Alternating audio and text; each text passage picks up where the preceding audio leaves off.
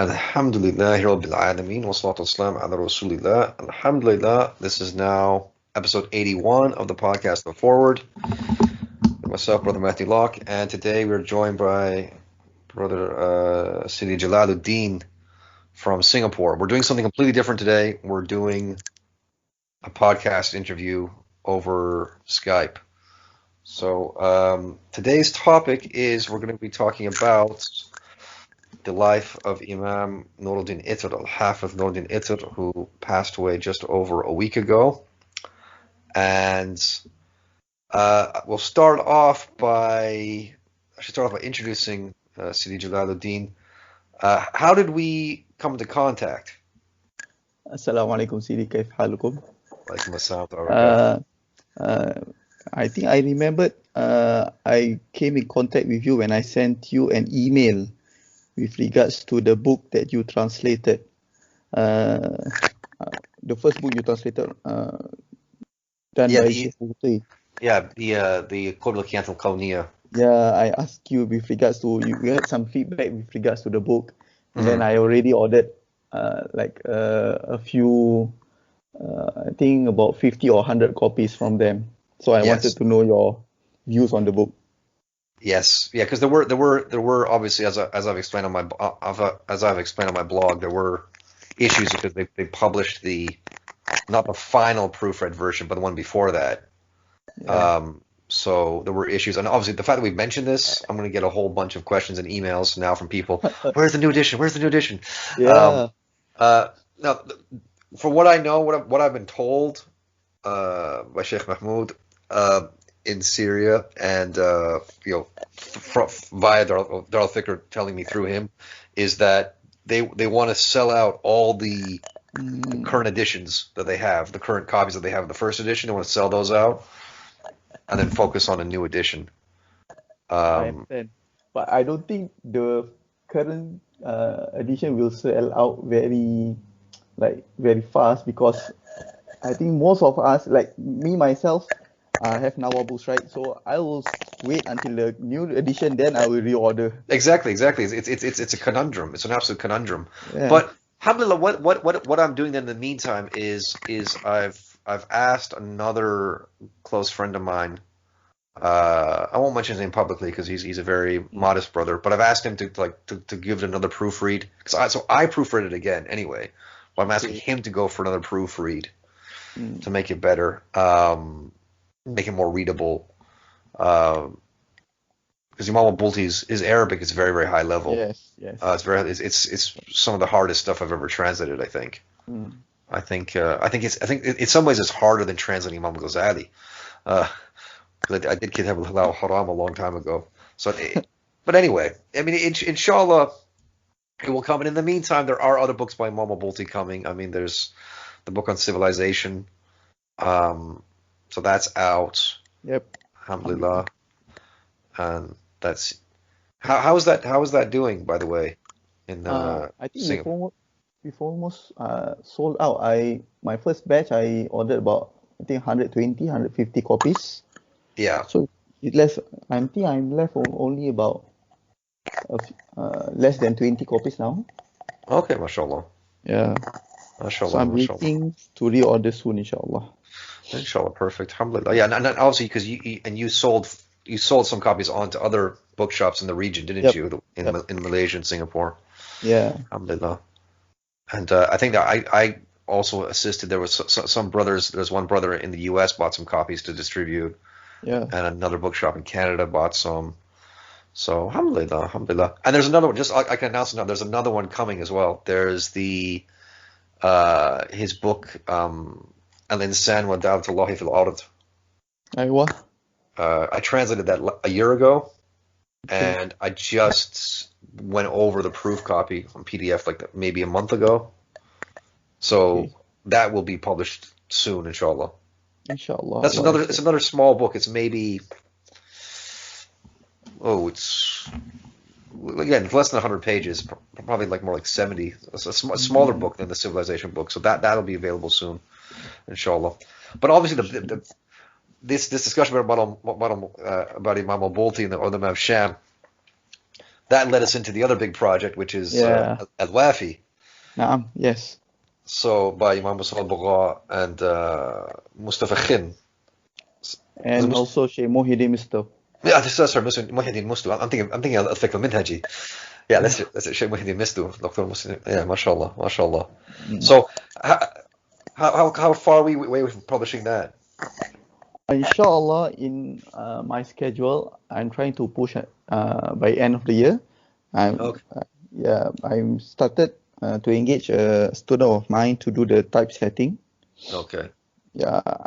Other than that, everything is already in place. I have already come in contact with the printers, the designer, the cover designers. It's just in this now we are in the point of just doing the typesetting part, and inshallah I'll do like I plan to do like a campaign. Okay. Like a pre-order campaign, so that at least I can bear the printing costs. Yeah.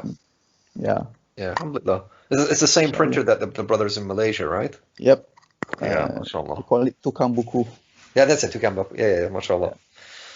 Yeah, they printed out some of my books as well, mashallah. That's alhamdulillah. So that's how we got to know each other, basically. Yeah.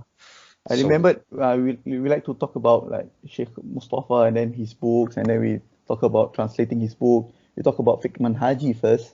Yeah. And then we talk about Al-Wafi. Yeah, Al-Wafi, because there isn't really in English there isn't a detailed commentary on the 40 Nawawi available. I mean, there's there's the on the 40 hadith, but it's just a little bit of sharh, just a little bit comments. Sharh, there's translation. There's translation to Imam Nawawi's sharh. There is a translation of Imam Ibn Rajab al-Hanbali's sharh, but it's huge. It's huge. I don't know how widely available it is. Whereas what I find with this one, Al-Wafi, is like it's in the middle. It's in the middle. It's detailed. It's very, very detailed. There's a lot of information in there, but it's not too heavy. It's not too heavy, exactly. It reminds me because we're going to get into the life of Imam Nūruddīn ʿItr in a bit, and that's how his books were described as being. They're very condensed in terms of the information they contain, but they're clear. They're easy to read. They're not over the top. So and that's what I found going when I was translating and going over Al-Wafi, is that Imam Musa al-Bagha and Imam Muhyiddin Misto, that they're using Imam al-Nawawi's sharh, but then they're also using Imam Ibn Rajab al-Hanbali's sharh a lot. They're also using Imam Ibn Hajj al-Haytami's sharh, and they're just condensing it and making it readable.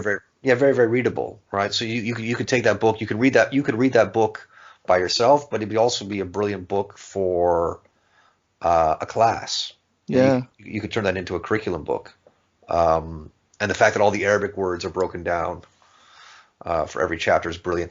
And they also pointed out, I mean, another great thing about that book, and they say this in the introduction, the two authors, they say that a lot of the publications of the Arabiya Nawawiyya, whether it's a metin or a sharh, they neglect or they don't include Imam an-Nawawi's own chapter on the meanings of the words. That stunned me when I read that, because I've got several copies of it, of Arabiya Nawawiyya, like sharh or metin, that I've picked up from different parts of the world, and they don't have that chapter where Imam an-Nawawi goes over every hadith and says these, the meanings. Yeah, the meanings of the meanings of the words. So, alhamdulillah, that's may Allah reward those two sheikhs. It's a brilliant commentary, and inshallah, English readers will benefit as well. Now, inshallah. Yeah, with regards to the book, I find it's very quite surprising, because in my part of the world, the Nusantara, Malaysia, Indonesia, you can find lots of publishers printing that book in Malay. Like Indonesia, there's a lot of publishing houses that print that book, even without getting the permission from the publisher in Malaysia as well. Ooh. I remember Sheikh Anas, when he visited in Singapore. This is Sheikh Mustafa's son. Yeah, Dr. Anas Al-Bugha. And then we visited a bookstore. I went to a bookstore with him, and then he looked over, he found certain books written by his father. And then he said, which publishing house is this? Oh, I never heard about this. These publishing houses never gain or seek any license or permission from them. So he found that a bit of a disappointment, I think. Yeah. I think, but I think some contemporary ulama have done that, where they've had to approach certain people and confront certain people over this issue, about books. I remember when I was in Morocco, some Muslim brother came over from Turkey. He came over, and he mentioned some incident where someone had translated a book by Imam Al-Bulti into Turkish, and I think Dar al-Fikr went after him. Because he didn't have permission. But this is why it's important. This is why, for example, one way to counteract this is, we've already done a video with Imam Mustafa Bugha, but also to get him to put his signature on the translation, or his taqreed or his tazkiyah, where he says this is the certified English translation of my book. Right? That's one way to circumvent that problem. And I noticed Imam Al-Bulti, he did that with some other books that he did, English translations that did with Dar al-Fikr. There's a statement from the Imam at the front of the book saying that this is the, quote unquote, official translation of my book. These are good things to do, just that so people know. Yeah. And that's what they should do in Malaysia and Singapore as well. Have you published any translations into Malay or to local languages? I'm trying to, but I don't have the time now. I have one book that is written in Jawi. It's about Islamic creed. Very simplified and very concise book. It talks about the attributes of Allah subhanahu wa ta'ala. It is written in Jawi. Okay, mashallah. So I was doing, I think I've done just a little part of it, translating it into English, but it's a work in progress. Mashallah. Yeah. But I think Al-Fiqh al-Manhaji that's now in Malay, isn't it? Yeah, it's in Malay, and also similar thing, different publishing houses. I think there's 2 or 3 publishing houses that translated Fiqh Manhaji. Okay. Without permission. Without. I'm not sure if they maybe seek permission from other publishing houses, because Fiqh Manhaji, there are other publishing houses from Syria that publish Fiqh Manhaji. Okay. So maybe they got permission from those publishing houses. I'm not sure. But I remember, I think just a few weeks ago, Sheikh Anas sent me a message asking with regard an update with regards to Al-Wafi, and then he said, so when are you going to start on Fiqh Manhaji? Okay. I said, give me time, let me at least finish Al-Wafi and get promote Al-Wafi. Yeah, of course, yeah. Yeah. Yes. Yeah, Al-Fiqh al-Manhaji, again, that's another brilliant fiqh book. I always have that with me. It's always there's digital formats obviously, but I have a small pocket version as well that someone gave. It's actually an interesting story. When I was in the UK a long time ago, I think I was in Nottingham, and I met a Muslim brother who was a Hanafi, and he'd gone to Damascus for a year to study. I think it was Mahad al-Fath. I think I'm not sure about the name, which institute it was, but when he went there, he was going to study Arabic and Hanafi fiqh, and apparently where he was going to study was, they teach you Arabic, but then they'll teach you fiqh based on what the majority of the students are. Okay. right? Yeah, yeah. So he somehow got the impression, right, that I think maybe he went with a large group of people from the UK. So he thought, okay, well, if we all go and we're all Hanafis, then they'll teach us Hanafi fiqh because we'll be the majority. Mm. And then when he got there, I think a whole bunch of Muslim brothers came over from Indonesia at the same time. Okay. And they outnumbered the Pakistanis. They outnumbered. They just showed up en masse. And so the shuyukh of this man were like, okay, we're doing Shafi fiqh. Hey, what? And so all these Hanafis had to study Shafi fiqh as part of their overall Arabic course. So did you mention the Ma'had Sidi? I think it was Mahad al-Fath. I think. I'm not 100% sure. Yeah, if it's Ma'had al-Fath, they actually primarily they teach Hanafi fiqh, but I have friends in class that they teach both fiqh. Like you said, they follow the majority of the class. Yeah, that's it. So what happened was so this is a long time ago. This is going back maybe 16 years ago. So this is when I first came across the book of Fiqh al-Manhaji, because so I said to him, so I said to this brother, I said, oh, so what book did you study? And he's like, oh, this one. And he just took it off the shelf and put it in my hand. And I noticed he put it in my hand like kind of forcefully. It's almost as he was like forcing upon me. He's like, here. Right? So I was like, okay. So I open the book and I can see that he's highlighted lots of stuff. There's lots of notes in it. And I can see like he was made to study this text thoroughly, because there's little notes on written in pencil saying exam on this next week. Exam on, like, they made him study this. So I flipped through it and I thought, oh, this is a great book. I should go buy my own copy. And I went to hand it back to him and he said, no, keep it. Keep it. MashaAllah. As if he'd been shafied to death. He doesn't want any more. He doesn't want anything more to do with this.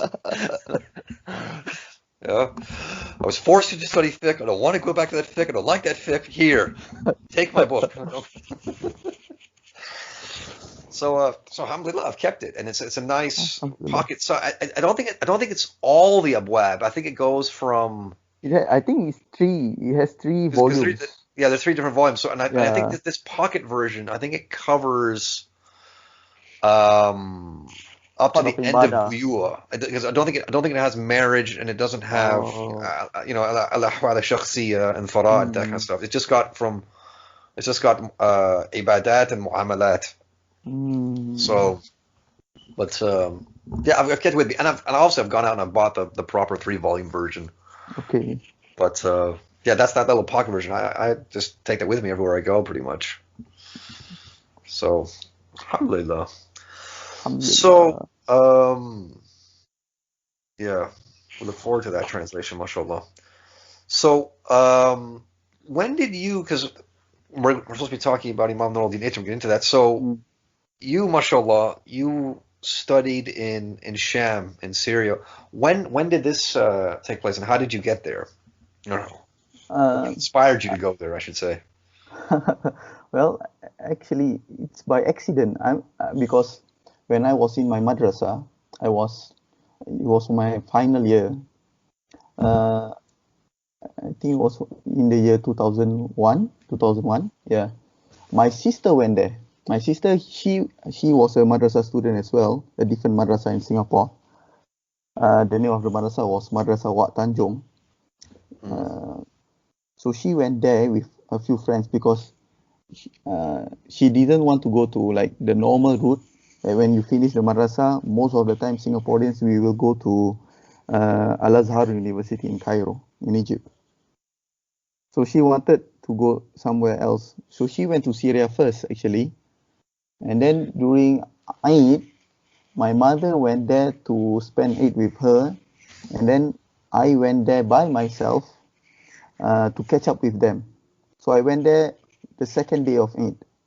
Okay. Can I ask a quick question then? So are you saying that so students, Tulab al-Ilm from Singapore, when you complete your madrasa studies, it's more likely to go to Egypt as opposed to Syria? Yeah, because when I went to Syria, actually, we were only about less than 20 people, Singaporeans there. we were one of the pioneers, like one of the first to really went there and study. MashaAllah. But so the majority are in Al-Azhar. Yeah, most of them go to Al-Azhar or in Malaysia. Okay. Yeah, yeah. If it's in an Arabic country, it is Al-Azhar, because I think Singapore, like in the madrasas in Singapore, has established a long tradition to go to Al-Azhar if you want to go to the university route. But if you want to go to the traditional schools, some of them will go to Hadramaut. Okay. Mm. And then, so Syria, you're gonna get more of the university or like the madrasa? What would you get from Syria? What I found in Syria, in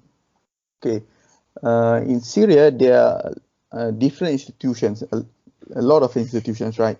So there are students, like they are not from madrasa background, Singapore students.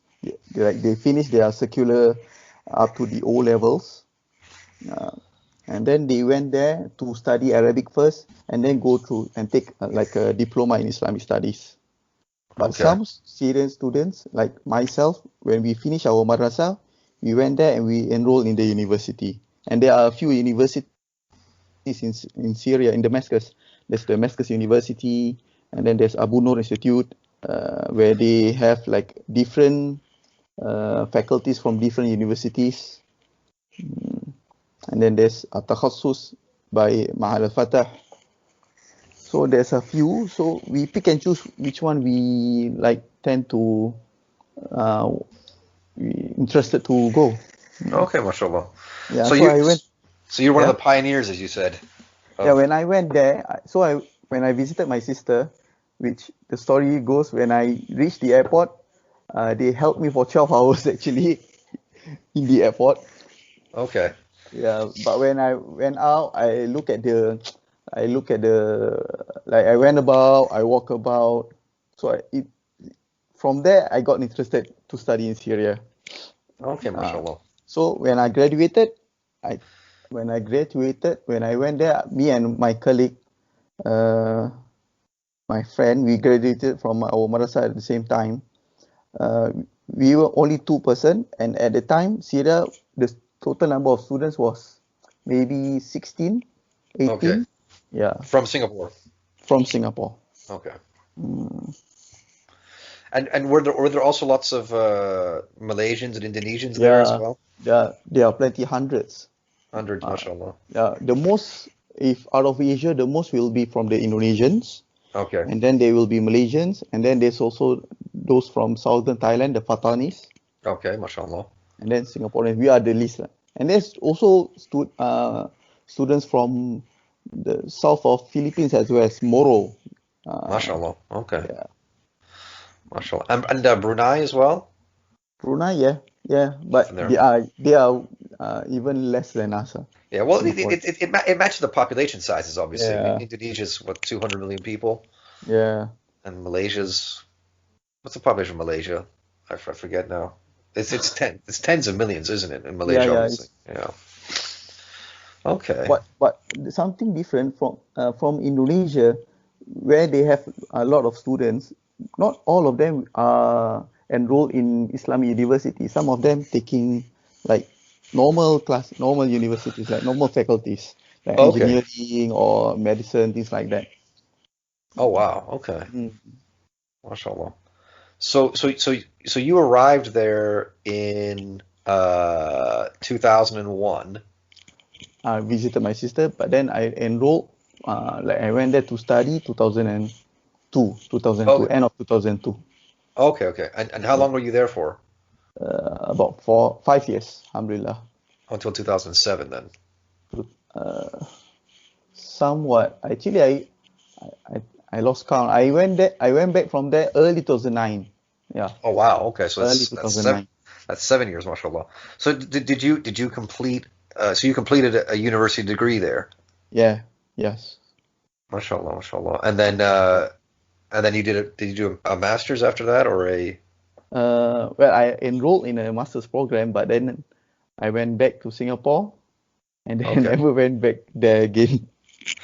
Oh, subhanallah, yeah. And obviously, not long after that, the Civil War broke out. Yeah. In 2011, so. I went back to Singapore 2009. So I enrolled first, but when I went back to Singapore, I got married. So we planned to like wait for a while, gather like finances, get our finances ready, and then go back to Syria to study, to finish my masters. But then because of the civil war, things changed. Yes. Yeah. But I think also at the same time, a lot of people went from, a lot of students they moved from Syria to Egypt. Like Singapore students, some of them went to Egypt, Jordan, or they go to Malaysia. Okay. Okay, mashallah. So when you first arrived in for studying, obviously in 2002 in Damascus, what was the institute that you joined? I joined the Ahmad Kaftaro Institute, or previously it's more famous Abu Nur Institute. Okay, so that's the original name of the Abu Nur Institute. Yeah, Abu Nur Institute, but now they changed it to Ahmad Kaftaro Institute, named after the previous Mufti of Syria. Okay, mashallah. Sheikh Ahmad Kaftaro. Oh, mashallah. So that was a 4-year program? It was I held back 1 year, so that's why it took me 5 years to complete. Okay. Yeah. Okay. And so this was a general program. Was it just like Ulum al-Shar'iyya in general, or was it focused on mainly fiqh? At first, it was a faculty, a Sharia faculty. That was supposed to we were supposed to do 3 years in Syria, and then our final year in Egypt, Al-Azhar. Oh wow, mashallah. Okay. Yeah, but then when we were in our 3rd year, I think the contract or the agreement, Al-Azhar cancelled the agreement with us. So what our university did, they had to find another university to accept our studies and to give you accreditation. Yeah, accreditation. So they got it one from Lebanon. Okay. From University of Trablus, Tripoli. Okay. So it changed from Sharia. Our degree changed to Arabic language and Islamic studies. So certain subjects that we have not learned from our 1st year, we had to learn it all on our 4th year. Wow. Okay. So what subjects did you cover then? For the first 3 years, majority fiqh, all the different mazhab of fiqh, and then like for our fiqh Shafi'i, we covered Mughni Muhtaj. Okay, mashallah, by Khatib al-Shirbini. Khatib al-Shirbini, that's right. Yeah. Yep. That's right, Khatib al-Shirbini. And then Ulum al-Quran, like fiqh, like hadith, we covered Mustalah hadith, and also Ilamul Anam by like the fiqh aspect of hadith, and then tafsir, and then like Sheikh Mustafa al-Bugha, the 2nd year, when we were in our 2nd year, Sheikh Mustafa al-Bugha was one of the lecturers, so he taught me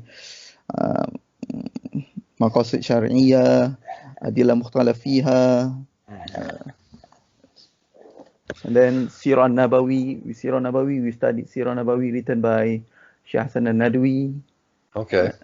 And then tafsir, we covered Rawa'il al-Bayan written by Shaykh Abdul Rahman al-Sabuni. Okay. Nahu ibn Aqil. Okay, mashallah. Sharh ibn Aqil on the Alfiyah. Sharh ibn Aqil, yep. Okay. And then you mentioned in there, you said you did I'lam al-Anam. Yes, and so that is Imam Noradin Itr's Sharh on Bulugh al-Maram. Yes. Okay, mashallah. What surprises me when I went to Syria, actually I'm not familiar with the mashayikh there yet. Okay, I just went there because I like the atmosphere, and then like the weather there I like a lot, and so I at that time of stage, because I'm quite young, I didn't know about the mashayikh there. So what hooked me into Syria was the seniors there, like my friends there. They took me to the classes after, like the classes in the mosques after Maghrib or after Isha classes. So there was one particular class that we went to first, like it was Sheikh Wahbah Zuhaili's class. Okay, and we were studying his book, Taysir, a tafsir book, a very concise tafsir book. Is it the one volume one? Yeah, the one volume one. Yeah, because he has three. Because there's the one volume, the 3 volumes, and then the 17 volumes. Yeah. So we studied that, and then it got like they told me, oh, this is the Sheikh, and this is his book that he wrote. So that was something that is very different from what we studied in Singapore, because in Singapore we studied books that were written by other scholars. Right? Like we never met the scholar that wrote the book. Okay.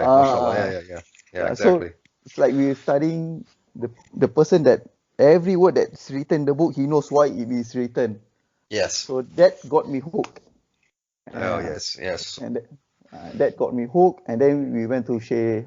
So that was every Tuesday after Maghrib, and then we went to Sheikh Booti's class as well. So at that stage, it's like I'm just getting introduced to the scholars, right? And then my second year, because in my first year, Sheikh Mustafa Bugha, he was not in Syria. He was teaching in Qatar, I think. Okay. And then he came back to Damascus, and our university got him to teach us Usul Fiqh.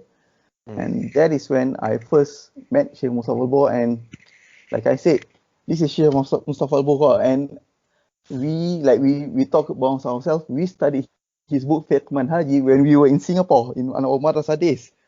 Okay. So that's where the love came from. MashaAllah. So you studied Fiqh al-Manhaji first in Singapore. Yeah. In your madrasa, and then you got to study it again when you were in Syria with Sheikh Mustafa Bugha, or no, when we were in you did Syria, Usul Fiqh with. Yeah, Usul Fiqh with Sheikh Mustafa Bugha, not Fiqh Manhaji. Okay, wow. Yeah. Because Fiqh Manhaji, I think it's more for like beginners Yeah. in Mazhab Shafi'i. Yeah. Okay, wow. So yeah, this is something as well that I've been told, because again, I myself have never been to Syria, and I know people think I have. I've never been to Syria. I've just made links through people like you. But all the people I know who've been there, they've said that was how it was back in the day. I mean, before the civil war broke out, it was very normal to have classes going on in the masajid in the evenings. So you could go to, say, Jami al-Iman, Masjid al-Iman in Damascus, and you'd have Imam al-Bulti teaching, or like you said, Imam Muhammad Zuhaili teaching, and these other ulama, and they're teaching, like you said, they're teaching their books. Yep. And you don't find this, because I remember, like for me, I lived in Fez in Morocco for 4 years. There was none of that. There was none of that. I mean, Fez is meant to be this big center of knowledge, and it is. That's where the Jam al-Qarawin is. That's a massive headquarters for the Maliki Madhab. Students flock there from all over Africa and other parts of the world. But that environment and that atmosphere is just not there. Whereas in what people have told me coming from Sham, from Damascus especially, you could attend durus after Fajr, you could attend durus after Maghrib. Was that all the prayers you could find at dars? Depends on usually you can find, like when I was in my third year, Jami Umawi, they started something. It's like a class after every solah. Wow. So it's something that is new. Every day you can find from Subuh up until Isha, and the one that teaching it are all the giants of the scholars in Syria. You can find it's like a madrasa, because it's not only topics that cover, like books that cover Sharia, but we also can study Nahu there. So Fakataniya, we read it after Zuhur, after Zuhur class by Sheikh Ayman Shawa, a very knowledgeable Sheikh in Nahu as well. And then there's Dars in Sorof. So it's something that is very different. Yeah, mashallah. MashaAllah, that's beautiful. Yeah, that's something that was lost in a way. Lost in a way. But it's just that's how readily available the knowledge was. That's just the amazing thing. That's how readily available knowledge was, that you could just attend a prayer, and then Dhuhr or Fajr, Yeah. and then afterwards just sit down with a high-ranking scholar and just go over a text. Mm. It's And it's for public, like anyone can sit down. It's not like yeah. you have to register or anything. Yeah, well, that's one thing. That's the thing I noticed. Again, someone as an outsider looking in, because I never went there, but you would notice that sort of level with, like, you take these other man like Imam Abulti, Imam Muslim Baqa, or Imam Ahmad Zuhaili, and so on and so forth. How they've got different levels of students, right? Where they Yep. are so yes, they're university lecturers, so they have university students, and amongst university students, they're going to have PhD students who are going to be Yep. specializing in something Yes. that'll be at a very high level. They would also have maybe students outside who have Lazum with them, who are Mm. going over high level texts with them. Yes. Yes. But then at the same time, they're teaching BA level students, and then they're teaching the masjid as well. So they're teaching the awam. They're teaching people who are not necessarily specialists in ulum al-shar'iyya. So what that means is that these ulama, they're familiar with the various different strata of society or of the community. They know what everyone's thinking, what everyone's, like we say in English, they've got their ear to the ground, right? Oh yeah. They're, They they're know not, what the masses are thinking. yeah, exactly. Yeah.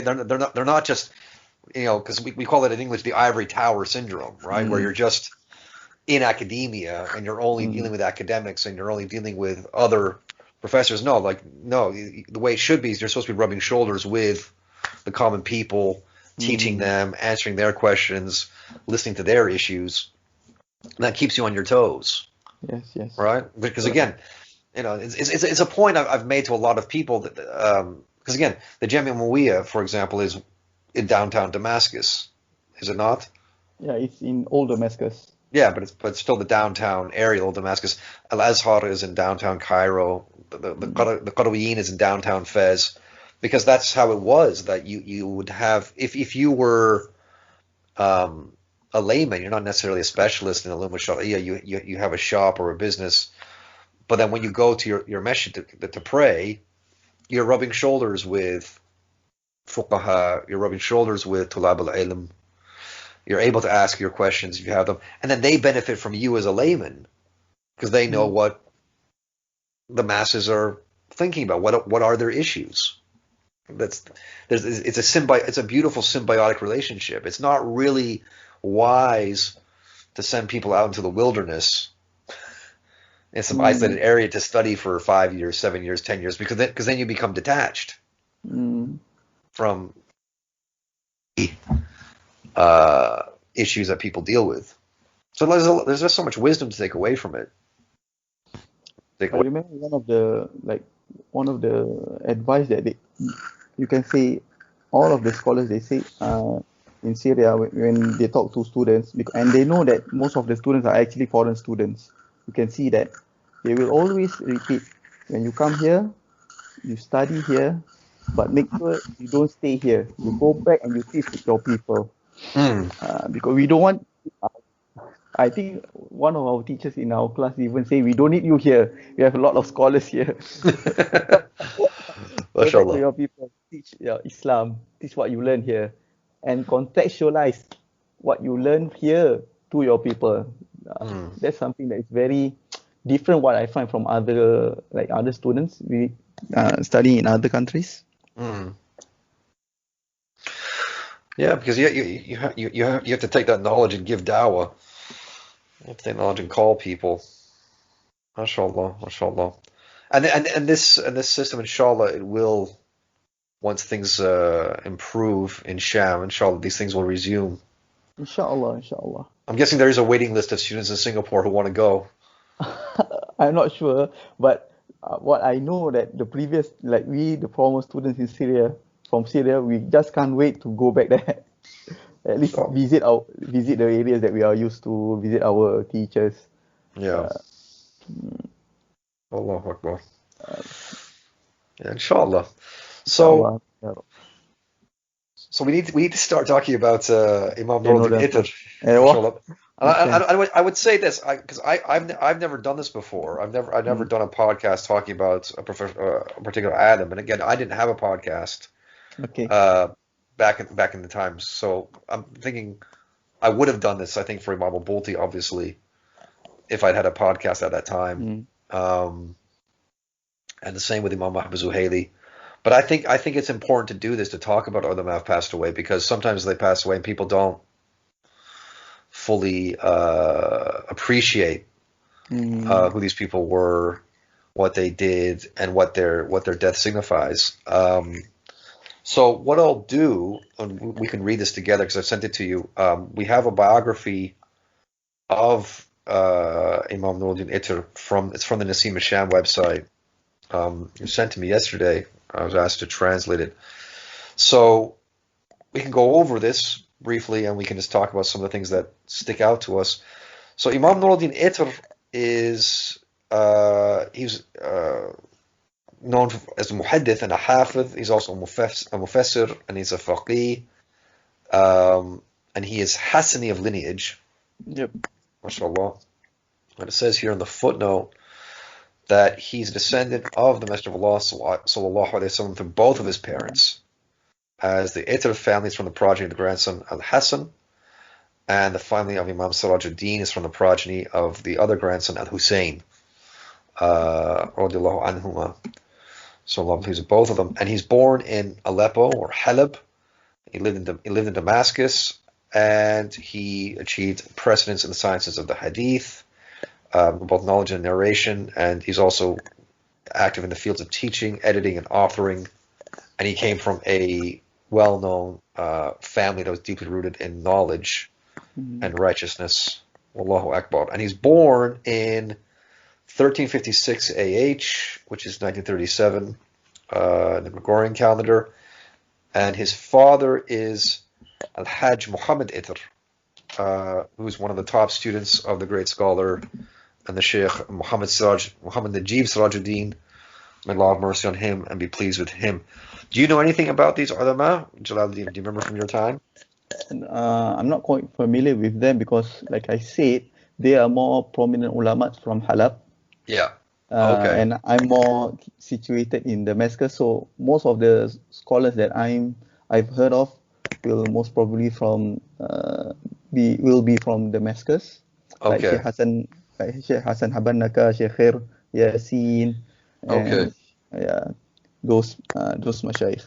But Sheikh Sirajuddin, Sirajuddin Al-Husayni, yeah, he's a very famous sheikh from Halab. Yeah, we've even visited his maqam before, visited his students before when we followed one of our Sheikh Usama to Damascus, to Halab.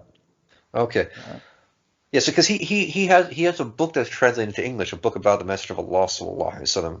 Something about the special characteristics of the Messenger of Allah sallallahu alaihi wasallam. Sheikh Sirajuddin, is it? Yes, yes. Yeah, I think there's a lot of translated books written by him. You can find Sheikh Rashid, I think, translated his tafsir on Surah Al-Qaf recently. Okay. Yeah. Okay, mashallah, yeah. Because he's mentioned later on in the biography, he is seen as the one who had the most influence on Imam Nūruddīn ʿItr in his formative years. That's what's mentioned in the biography. Yeah. Because if we go through it, so he's born in 1356 AH, that's 1937 in the Gregorian calendar. He got his high school diploma in 1954 at a high school that was a Thanawiyya Shar'iyya. Called Al-Khasrawiyya. I believe is that in Halab or is that in Damascus? Halab. That would be in Halab.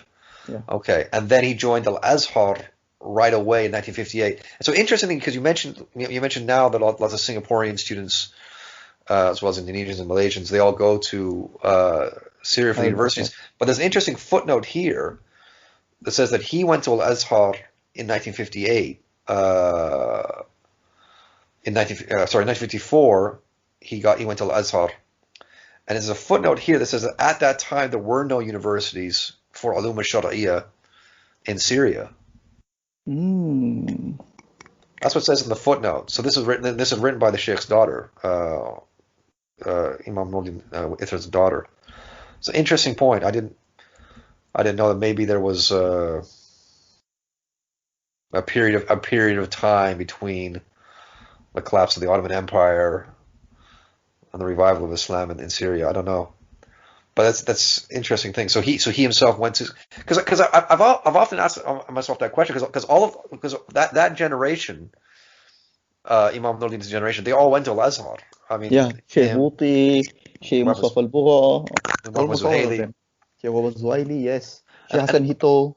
Yeah, and they've got the Azhari amama that they wear, right? That maroon amama with the white, right? They all wear that, don't they? Yeah, but I don't think that's influenced from Al-Azhar CD. I think that's culturally you can find that even like anyone you can in those days they wear their amama that way.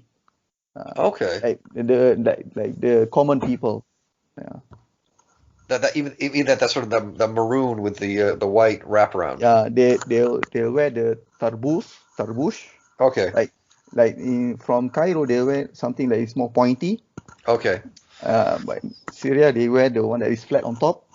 But okay. I think that's particularly for Sheikh Buti and Sheikh Nūruddīn ʿItr.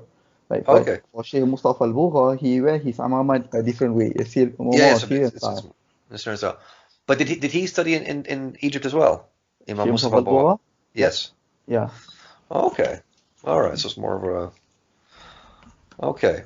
But a lot of Azharis do wear that though. They do wear that maroon with the maroon tarbush with the white wraparound. Yeah, but the tarbush is just a little bit different. Okay. Yeah. Okay, so it says here in this biography that when Imam Nūruddīn ʿItr, so he graduated in 1958, top of his class, he caught the attention of his noble professors and the shuyukh and scholars of Al-Azhar because of the characteristics of nobility, diligence, and piety that they saw in him, and Allah willed that he would benefit from many righteous scholars that were there, such as Sheikh Mustafa Mujahid, Sheikh Muhammad al-Samahi, Sheikh Abu Wahab al-Buhairi, and Sheikh Muhammad Muhyiddin Abdul Hamid, right? Who, anyone who studied Arabic grammar, they know about him. Sheikh Muhammad Muhyiddin Abdul Hamid, he has the Sharh Tuhfat al-Siniyya on the Ajrumiyya, which we've both studied. And he's done tahqiq of many of the great grammar books, like the Sharh al-Naqil and the Mughni Labib, and so on. But again, this biography points out, and you mentioned the Sheikh before, Sheikh Sirajuddin al-Husayni. This is the Sheikh who had the most influence on him in his formative years, both spiritually and just in pure knowledge. Sheikh Sirajuddin al-Husayni, rahimahullah. And Imam Noradin, may Allah mercy him, is his maternal nephew and his son-in-law. Yeah. Allahu Akbar. MashaAllah. Then in 1964, he received his Adamiyya diploma with a doctorate from the Department of Tafsir and Hadith, earning a distinction with honors. And the title of his dissertation was At-Tirmidhi's method in his Jamia and how it compares to the two Sahih collections. Yes. Yeah. And it says here that this was considered an unrivaled work in terms of both its content and its methodology. The unique way in which he laid out his chapters, the tabweeb, has come to be relied upon by many researchers in the field of the methodologies employed by the compilers of hadith. So people who research how muhaddithin gather their collections, they rely use his book. Yeah. Yeah, they use his book and they use his method. That's amazing, subhanAllah. So this was in Al-Azhar. Yes. And then he went straight back to Syria, and he taught at the high school level for a short period of time, and then he was appointed to teach prophetic hadith at the Islamic University in Medina from 1965 to 1967. May the best prayers and peace be upon its resident, the Messenger of Allah, sallallahu alaihi wasallam. So I could ask you that point. So this was another thing about the ulama of Syria, because you mentioned again about Imam Mustafa Al-Bugha, that he was moving around and teaching in places. Is this also normal that you found with ulama in Syria, that they travel a lot and then they take up teaching posts in different parts of the world, or different parts of the Muslim world? Not particularly well known. I know that I don't know if Sheikh Bhuti did that or Sheikh Wahba did that. What I know Yeah, is not them. yeah, I think they stand out as people who are always in Damascus. yeah. Yeah. I know I think one of the those that travel a lot was Sheikh Hassan Hito. Yeah. Sheikh Hassan Hito, and then Sheikh Mustafa Al-Bura. Mm. Sheikh Mustafa Al-Bura, he went to Jordan, Qatar. I think Jazeera also he went there for a Yeah. few years. Yeah. And he was in Dagestan as well, wasn't he? Yeah, recently, yes, Different in Dagestan. Dagestan. Yeah. So, yeah. And also there's one Sheikh Wahabas, actually younger brother, Sheikh Muhammad Zuhaili. Yeah. Yeah. He's in Sharqa, isn't he? In Sharjah. Yes, yes. Yeah. He has that brilliant book Al-Mu'tamid. Yes. في And فقه في فقه الشافعي. Yeah. That's like 5 volumes. Yeah, mashallah, that's a brilliant book. Okay. So this is what Imam Nūruddīn ʿItr did. He went to Medina. He taught there for 2 years. Then he went back to Damascus. This is 1967. And he was a lecturer and then a professor in the Faculty of the Revealed Law at Damascus University. He taught Hadith and Tafsir in the Faculty of Literature or Humanities at both Damascus and Aleppo, both universities. And then, as we were saying before at this point about Ulama traveling a lot, he taught at several other Arabic and Islamic universities for brief periods of time, in addition to numerous masjids. Yes. So this is the same thing we were talking about before, that they're staying in touch with all the levels of the community that they live in. And it says that I'm not going to edit this because I just spoke to Sheikh Mahmoud about the Imam's life, that he did teach throughout his life, and it was only when the last few months that he became ill. Mm-hmm. And again, this is another point that we have to think about. These ulama, they don't retire. Yeah, yes, that's correct. They don't retire. They don't retire because that's the thing. You know, as soon as you retire and you stop using your brain and you stop being active, you get busy dying. Yeah. If you're not busy learning and reading and working, you get busy dying. So these ulama don't do that, right? They keep carrying on well into their 80s or 90s or whatever it is, and they go when Allah takes them. And one thing what I wanted to share was, and it is purely for teaching and not for like monetary gains or something like that. Yeah. Because one thing you should know that teaching in a mosque, you don't get a lot of, like, the pay is not that much. And Yeah. And even if you, like, we've heard about Sheikh Mustafa Al-Bura, Sheikh Al-Bhuti, Sheikh Wahba, they are known throughout the world. Yeah. But they stay in just a normal apartment. They don't stay in like big villas or mansions like that. I know Sheikh Mustafa Al-Bura, he doesn't even have a car. Sheikh Bhuti, he doesn't even have a car. Like everywhere they go, Sheikh Mustafa Al-Bura, everywhere he goes, he just take a taxi. Yeah. Yeah. I don't know. Yeah, that's the thing. That's the thing that I remember. Yes, like Sheikh Mahmoud, when I met him in Jeddah about 5 years, he said it to me about his grandfather, about Imam Al-Bhuti. He said that again, he, like you said, he lived in a small apartment, get a simple life, and it's that's what they choose. It's not that because they're short of money. Yeah, yeah. I mean, they have their jobs. They have, you know, they've read so many books and so on and so forth. They're not short of money, but they want that life, that simple life. They're not in it for status. Like Sheikh Bhuti, you know, his house is like at the foot of Mount Qasyun. MashaAllah. Okay, and Jami Al-Bhuti, the Jami' that's given, or it's Mullah Ramadan's Mullah Ramadan mosque is like a few hundred meters. You have to climb up the Mount Qasyun. Okay, wow. And Sheikh Bhuti, he's the Imam at Jami Al-Bhuti for every Fajr. Allah. So literally you can see Sheikh Bhuti, if you want to like follow him, you can see in the morning he will go out and he's by himself. I literally saw him a few times because I used to stay quite near to his house. He'll just go up the mountain by himself, and that is like in the year 2003, 2004. Wow. Going by himself, Allah Akbar. go to the mosque to pray Fajr. That's MashaAllah. how like down to earth they are, I can say. Like, Yes, yeah, that's their tawaddu'. yeah, So, yeah. Their humility and their modesty. yeah. Yeah, because I think Sheikh Tawfiq is now he's the khatib there, is he not? I think he's been the khatib of that masjid. Jamil Bouti. It's not Yeah. Sheikh Mahmoud. I thought it's Sheikh Mahmoud. No, is it? Well, I think Sheikh Tawfiq was there. Sheikh Tawfiq or at least he was the khatib for a certain period of time. What I know for the Khatib in my time, it was officially Sheikh Bouti.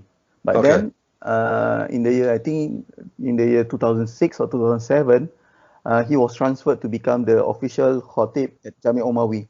And Okay. Dr. Tawfiq took over his position at Jami' al-Bouti. Yeah, that's correct. That's correct. Yeah. Subhanallah. Okay. And so moving on, so he also, Imam Noradin ʿItr, so he continued teaching at several universities and masjids, thousands of lecturers graduating under him, Yes. including an elite group of distinguished scholars and professors. He also supervised dozens of university dissertations at both the MA and PhD level. Then it says, and his books, his written works are more than 50 in terms of both editing and authoring. And now, according to this biography, which is written by his daughter, she says his most prominent work is Minhaj al-Naqd fi Ulum al-Hadith, which is considered, she says, a new historical phase in the science of hadith terminology after the phase of Shaykh al-Islam Al-Ḥāfiẓ ibn Hajar al-Asqalani. So that's amazing. Did you study this book in Syria, or did you? No, I bought the book. I have the book, but I read it by myself. It was not one of the curriculum in my class. Okay. Okay, mashallah. Because I again, like I was saying to you earlier before we started recording this, I mean, I referred to that book as I was doing for my master's, I was doing a course in Ilm al-Dalala, semantics, and so I used his book to create a semantic field based on hadith gradings, from Hasan, Sahih, and Da'if, and so forth. And I found myself relying on his book heavily, more than the older books on Mustalahat al-Hadith. It is a brilliant. It's such a brilliant. I'm actually kind of lost for words. I've never seen anyone do that. Like take Ulum al-Hadith and call like Minhaj al-Naqd, and I mean when I think of Naqd, I think of like literary criticism. Yes. Right, but it's like almost like he's combining fields and putting ideas together and showing how you grade these things. It's quite quite impressive work. But I would definitely have to spend more time with it. I'm just looking at certain sections of the book, like what did he say about Sahih, what did he say about Hasan, what did he say about Da'if. I would definitely have to sit down and read it thoroughly to get a better picture of it. So this is what she said is his most prominent work. I thought his most prominent work was I'lam al-Anam. That's what I thought. Yeah, but me too. That's what she mentions afterwards, which is his Sharh of Bulugh al-Maram, and she says it's considered a unique gift analyzing hadith, and is exceptional in clarifying how the fuqaha of the ummah derived different rulings from the same text. So did you manage to read this whole book with the Sheikh in Syria, or parts of it? Parts of it. One thing about Sheikh Nūruddīn is that he's not quite. You can say he's not like quite outspoken. Yeah. You cannot like usually when we go to like the maulids or the events, he'll say like all the different mashayikh, they will visit at the events and then they'll give their tazkirah, their reminders in the events. So you'll usually say Sheikh Mustafa, Sheikh Al-Bouti, but like for example, Sheikh Noradin, Sheikh Wahbah Zuhaili, you seldom see them. Okay? You'll be able to see them in the kuliah or in the class if you're students, or you go to the specific mosque that they teach. So for example, Sheikh Noradin, and I just got to know the information when I was in second year of my studies from friends that he taught at one small mosque The mosque name was Shamsiyah, in the area of Muhajirin, which is quite far from where we live in. If you have to take like a public transport, it'll take about maybe 40-45 minutes to reach there. So it's a different part of, like, still at the side of Mount Kosyun, but Mount Kosyun is quite big, so it's on the right side. Okay, or if you are looking at the mountain, it's on the left side of the mountain. So it's very small. It's a very small mosque. So we went there. It was every Friday after Maghrib. His class, he'll read Alamul Anam. I was able to attend for quite a few times, but because Sheikh Noradin ʿItr, one of his characteristics is that he's a very soft-spoken Sheikh. Yes. So you really need to hear what he says. Yes. Yeah. And you need, so that's his characteristics. Yeah. And his daughter mentions that as well in this biography. That was his character was khifa, like he was very discreet, not outspoken. And so it's interesting you mentioned Imam Muhammad Zuhaili as well, because that's where you see the difference in methods. Whereas like Imam Muhammad Zuhaili is another one where he's a writer. He's known to be a writer, because there's a video that Nassim and Sham put together after he passed away, and where there's little video clips of him talking about himself and his life. The Sheikh Ahmed Hassan talks about him, and he says that there were times, or I think maybe it was normal, he said that he would write, maybe 16 to 18 hours a day. Which is, but it makes sense if you look at his books, 17 volume Tafsir al-Munir, the 14 volume, the Mosul, it makes sense. Whereas, and then if you try to look for videos, because I translate videos for my channel, you try to find videos by Muhammad Zuhaili, it's very rare. Very rare. Most of the time, his videos are not like for the general. It's more like he was invited to speak about certain topics. He had to present papers, things like that. So that's Sheikh Wahbah Zuhaili. But like for Sheikh Noradin ʿItr, I think after in recent times, then you'll be able to see more videos of him giving his durus, giving his classes. But in my time, it's very difficult. You cannot find him giving classes when he was younger, if you compare to Sheikh Bulti. Yeah, because Imam Bulti, because again, when I met his grandson, he said to me that Sheikh Mahmoud, he said that because they after Imam Bulti was assassinated, they put together all his video and audio files. All the khutub, all the durus, and it came to something in the range of like 17,000 hours. MashaAllah. MashaAllah. So they have plenty of material to put out over the years, and they're still doing it, obviously, like they on the Imam's official YouTube channel, Facebook channel. They're still putting stuff out because they're still digging through it, and they're still trying to get the rights for, because there's certain things that he did for TV stations, like the Iqra TV station, so on and so forth. They're still trying to get the rights for some of these things as well, for interviews he did, classes he did, special programs that he did. So it's interesting to see that there's two ways of doing it. There are some people who are like writers and teachers, and there's some people who they write a lot more than they teach, or more than they speak publicly. So Imam Nūruddīn ʿItr is much more he's much more like Imam Muhammad Zuhaili in that regard. Yes. Okay. Now this is the interesting point, because we discussed this before. So she says about her father, she says, in general his books were characterized by their originality in chapter arrangement and condensation of information, but were still clear for the one wanting to specialize in that topic. Yes. So again, so it's a lot of information, but it's written in a clear, accessible way. And she says these qualities are rarely found together. Most of his writings are standard textbooks in curricula at several universities, such as the University of Damascus, Al-Azhar, and others. Yes. Yeah, and this is obviously, so Ilam al-Anam is, again, like you said, it was a curriculum textbook where you were studying. And I'm sure it's the same elsewhere. And again, this is something that's very, very normal for these senior Syrian ulama. Like even when I was in Morocco, they read Imam Ahmad Zuhaili's books Mm. in Usul al-Fiqh, especially, and other Syrian ulama. So you go to the main if you're in Fez, you go to what's called the Maktab al-Bunaniya, the Bunaniya, Mm. Sidi Muhammad Bunani. He's got the main bookshop just across the road from the Qarawiyyin, and you'll find all these books are there. Like Imam Ahmad Zuhaili's books are there, Imam Bulti's books are there. I'm sure if I'd looked at the time, I would have found Imam Nūruddīn Itr's books.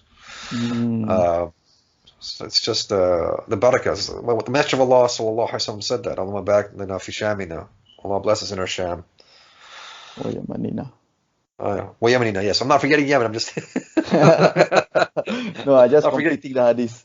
Oh no. We're talking about sham here. I'm not ignoring Yemen. Allah bless Yemen as well. Subhanallah. Yeah, I think Yeah, go on. what I find like there's a lot of difference between our mashayikh when they are in their own country and when they go visit other countries. I'm not sure when you were in Morocco, you were able to see like any mashayikh from Sham visit there, like to give talks. But like for example, when we were in Syria, like sometimes Sheikh Bouti he'll be invited to go to France. Yeah. Sheikh Wahbah will be invited to go to other countries, and then there will be like thousands of people, hundreds of people trying to meet them, gain their barakah. But when they are back in their own country, like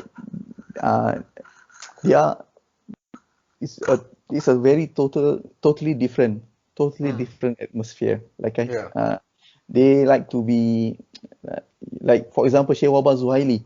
You can literally meet him by the street, walking from one kuliah to another. Yeah. Like no one's like hoarding him or like he doesn't have like crowds of people around him like a fan club. Like for example, Sheikh Bouti's class, he has a lot of classes, right? So he has every Friday after Asr, he has a class at Jami al-Bouti reading Risalah al-Kushairiyah. Okay. And you only find students of knowledge there and some locals. So it's about maybe 50, 60 people max.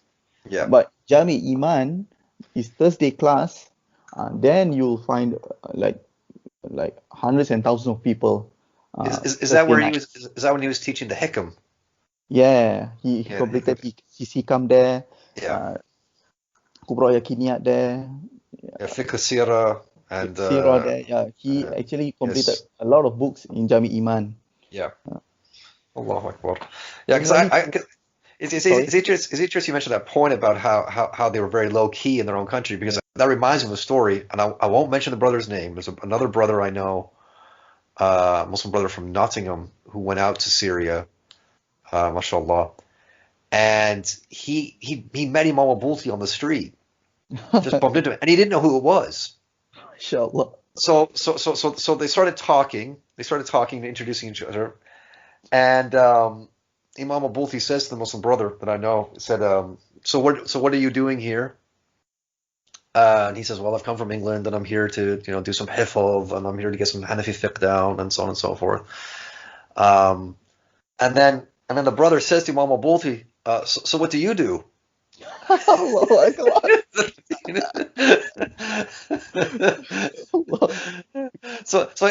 Imam Abulti, he just said he didn't, this is how the matter. He didn't say, "Don't you know who I am?" He said, "Oh, I teach in that masjid over there, and I do some durus, and he just gave a very simple response, Allah, as you would expect from a man who's so humble, rahimahullah. Yeah, but that's the weird thing that could happen. I still have that, just it's ingrained in my memory, that line. So, what do you do? Like,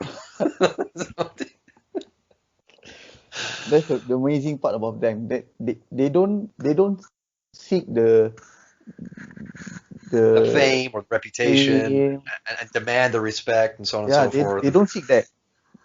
So that's why I fell in love with them. Yeah. They don't have that kind of like, do you know who I am? Attitude. And this, but that's Allah's sunnah, right? Like when you put yourself down, Allah raises you. You put yourself up, Allah puts you down. What for Imam Buti, what I remember was that he doesn't demand respect. Like people don't need to stand up when he enters the room. Yeah. He doesn't expect people to know him.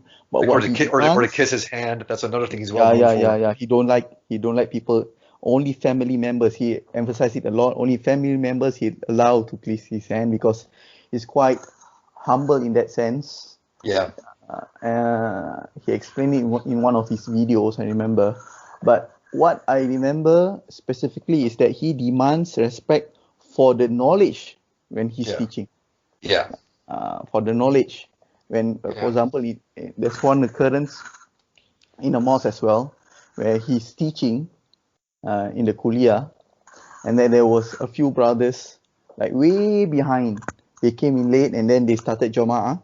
But the Imam, he wanted, maybe, I'm not sure why, but he started to read the surah quite loudly. Okay. So Imam Buti said he actually give a stern advice, or stern advice. He raised his voice a bit with regards to you're here disrupting my class. You're disrupting the knowledge that is being conveyed. So he said, if you want to pray Jama'ah, come early for the first Jama'ah. Not when you came late and then you want to create. Yes. Yeah. MashaAllah. Yeah. So Imam Buti is very strict with regards to that. Another occurrence was when, in that time, mobile phones were coming up with cameras. Yeah. So the people there, they like to take videos.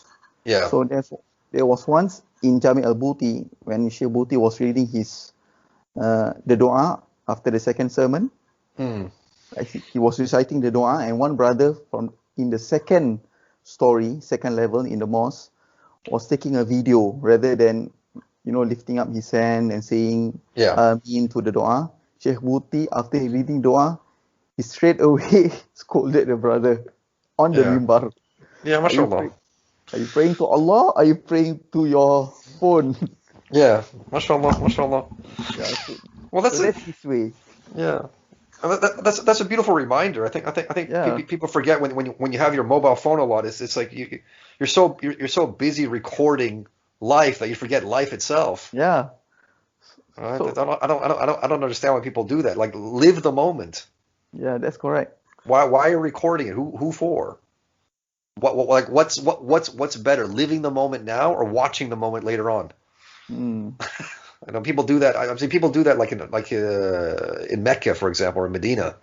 Videotape themselves doing Umrah, videotape themselves doing ziyarah. Why? Enjoy the moment for what it is, especially with these ardama. It's not. You're there to study and to benefit from the ardama. You're not there to let the world know. Look, here I am. So, mashallah. When you say that, I remember there's another statement that Sheikh Buti, a lot of it came from Sheikh Buti because he's quite a strict person. You can only see him, I don't know, me personally, I only saw him smile when we were doing our ziyarah on 8 with him. You can see him smile very, from ear to ear, he smiled, he speak to everyone there. And everyone that has questions, he'll answer them with a smile. Totally different from his persona when he's teaching or giving his khutbah. Allah Akbar. So, but another thing that I remembered he giving a stern reminder was, again, after the prayer, students were lining up to shake his hand. Shake his hand. And greet him, yeah. And one student tried, asked for, can I take a picture with you? And Sheikh Buti said to him, are you a tourist or here to pray to Allah subhanahu wa ta'ala? I don't know. Yeah, that's a brilliant point. Yeah. mashallah. So,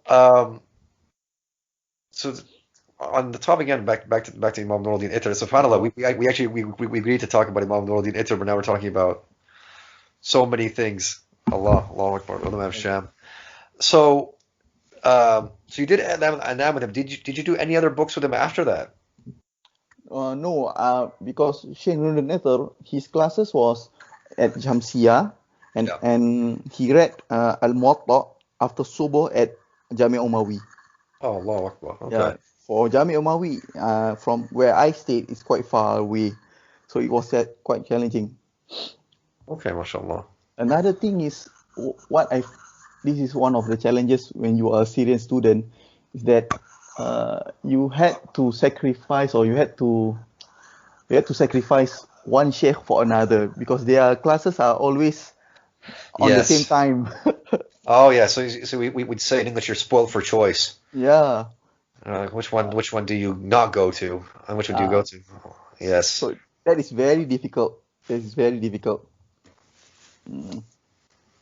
Because usually in the mornings I read Quran with a sheikh at Jami al-Buti. So after Salat al-Subuh at Jami al-Buti with Sheikh Buti, I'll sit down with a sheikh and he'll just check my recitation of the Quran.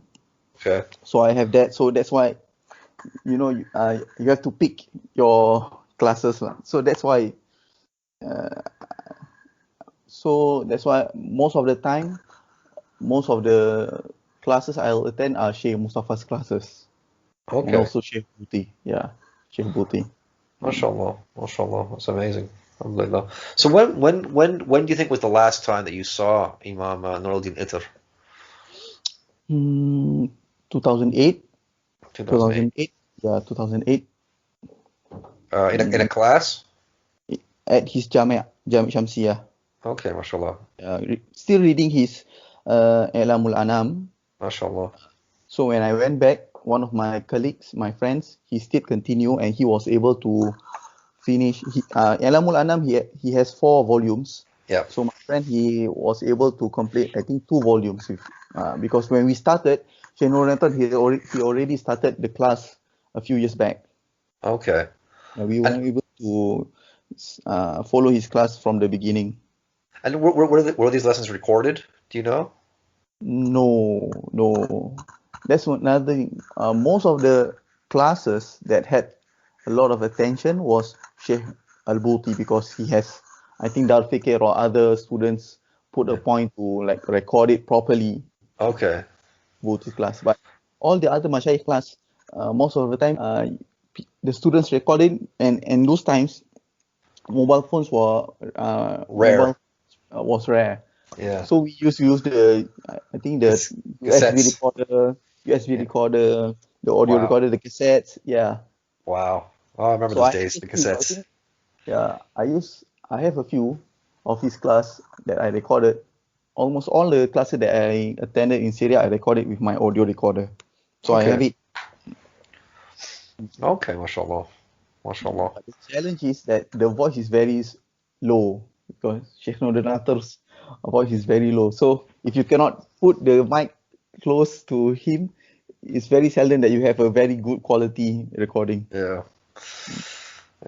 SubhanAllah, must have been very difficult those days, because I know nowadays, like when I watch videos online of shuyukh, especially from Al-Azhar, you see the sheikh, he's sat at a table and he's teaching, and he has about 20 phones in front of him. Yeah. and then the class starts, and you can see one by one, more people come up, they take their phone, they put it in front of the sheikh. Like, okay. Mashallah. So it's I think younger people listening to this, they don't appreciate what it was like, or they don't appreciate what they have now, how easy it is. And back in the day, you'd have to have, like you said, some sort of cassette recorder or something like that to record these durus. Allahu Akbar.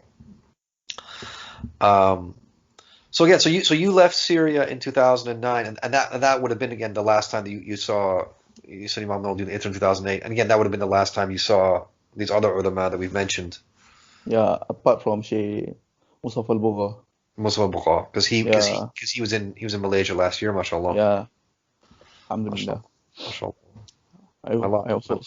I think I was also able, we Singaporeans was able to invite Sheikh Mustafa Al-Bukha in Singapore once. Yes. So that was a very good experience, lah, alhamdulillah.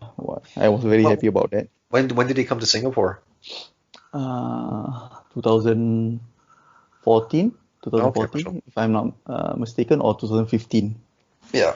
And just to clarify something, so when these shuyukh come over, like Imam Mustafa Al-Bukha or Imam Nūruddīn ʿItr or whoever, well, I don't know if he traveled to Singapore, but generally these are the ulama who've traveled. Did he come to Singapore at any point? No, I think the first mashayikh that was able to visit Singapore was Sheikh Mustafa Al-Bukha. Okay. And I think also Sheikh Husam Farfur and Sheikh Bazam. And Sheikh Tawfiq Al-Bulti came as well, didn't he, at some point to Malaysia or Singapore? Malaysia. That was in Malaysia. Okay. And also Sheikh Abdul Huda Yaqubi, he was able to come to Singapore for a few times as well. Okay, mashallah. And when they come, do they teach in Arabic?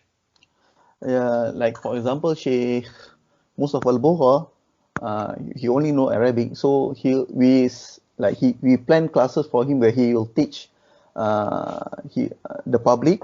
So we'll have a translator there to translate what he says. Okay. And then we have classes for like students, madrasah students, and also teachers. So there he'll just speak Arabic because most of that. Okay. Yeah, this is just something I wanted to point out because I think this is really a really crucial point because again, like when we were discussing this before the podcast, that myself looking at this from the outside, the way it's set up, for example, like the Muslim brothers and sisters in Singapore, and as well in Malaysia, Indonesia, is that these tulab their Arabic is up to such a level where they can do this. They can go over to Syria and Egypt and study and sit in classes. Because I've seen so many. Because you told me yourself, but I've seen so many videos as well of classes from Egypt and Syria, and there are loads of students from Singapore, Malaysia, Indonesia, and neighboring countries there. And then at the same time, you're able to bring these ulama over back to your countries, and they're able to teach in Arabic and deliver classes. Because I think. Like just last year, that was Imam Mustafa Al-Bukha was teaching the waraqat of Imam Al-Juwayni, another form of it in Malaysia in Arabic, and this is something that non-Arab Muslims should be striving for. This sort of system where you're able to send people over to the Muslim world to study, and then shuyukh from there can come to your country. I mean, I'm trying to do this with certain Muslim brothers over the United States to say that, because I know some Maliki communities, and I'm saying the same thing to them. I said you guys should have some sort of relationship with, say, Morocco or Mauritania, where you're sending people over there. Their Arabic's at a high level. They can actually sit in the Qarawi and they can attend classes, or they can sit in other institutes, and then fuqaha from there can come visit you and give classes. You want to get up to that level. So I think. I must say, I commend what you and your people are doing, mashallah. Mashallah. That's what I'm saying. That's what I'm saying. I'm just commending. I think that's what non-Arab, for Muslims who are non-Arabs, that's a model to aspire for. That's a model to aspire for, where Arabic language is stressed, and you're able to have that back and forth relationship. Students are being sent there, ulama are coming to visit you. And I think that's fantastic, and it keeps the ties. It keeps the ties together. I think it's just very, very important. And inshallah, the situations the situation itself in Sham, inshallah, will be rectified soon, and people can go back, and your pioneering work can continue, inshallah. Yeah. I remember when I went there, the total number of Singapore students was, like I said, less than 20 people. But in my final year there, early 2009, it reached up to about almost 100.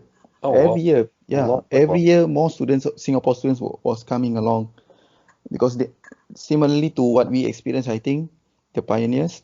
Yeah. They wanted somewhere else, or maybe an alternative And also when they saw that when we came back to visit from Syria, like came back to Singapore to visit, when we met of our teachers, talked to our teachers of our experience in Damascus, even our teachers recommended like their students to, like, if you want to study, try Syria, try to go there. That's why a lot of students went there. MashaAllah.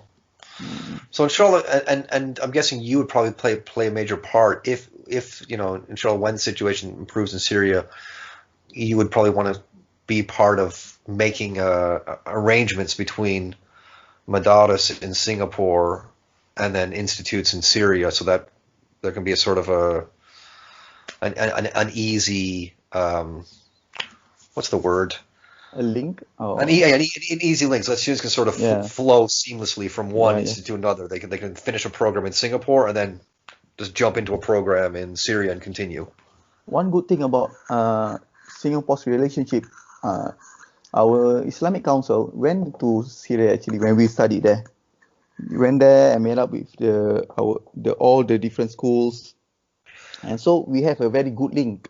Even the mashayikh there knows our minister even went there, met with the mashayikh. So Syria knows Singapore quite well. Alhamdulillah. So, like for example, Sheikh Husam Farfur, Sheikh Abdul Fattah Al-Bazam, he knows even my teachers. So, and they are still contacting now via WhatsApp. So, yeah, Alhamdulillah. Inshallah, when things get better, I think for Singapore students, we'll be able to reconnect and send our students again there. MashaAllah. When Allah permits, inshallah. Inshallah, we make dua for this, inshallah. Inshallah, I mean. Alhamdulillah. So I think we've been talking for a long time now. There's so much to say, subhanAllah.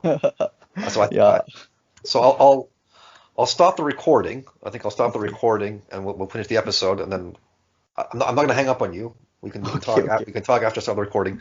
So I will say here, Alhamdulillah Rabbil Alameen wa salatu wassalam ala Rasulillah. Wala hawla wa quwwata illa billahi al-aliyyil azim. And inshallah, we will meet again for another podcast in the future. Inshallah. Assalamu alaikum wa rahmatullahi wa barakatuh.